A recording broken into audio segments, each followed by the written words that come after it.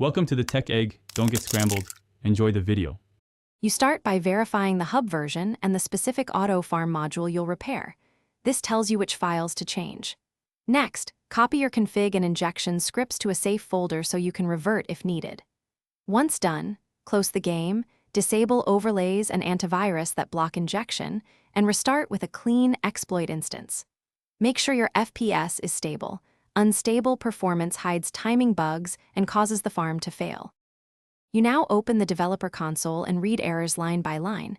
Nil values and forbidden function calls point to what broke. Then isolate the farming loop.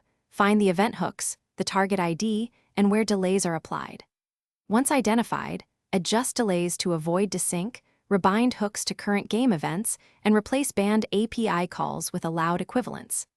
Make sure to sanitize parameters sent to the server so you don't trigger anti-cheat heuristics. Small timing tweaks often fix repeat failures. You finish by running short validation sessions. Perform 5 to 10-minute tests while watching logs for repeated warnings or network rejections. Once stable, extend runtime incrementally and record each change in a simple log so you can trace regressions. If errors or soft bans reappear, immediately revert to your backup and apply only one change at a time to isolate the cause. A key troubleshooting tip: if automation stalls, check for updated event names. Thanks for watching. Consider subscribing if I helped unscramble your problems.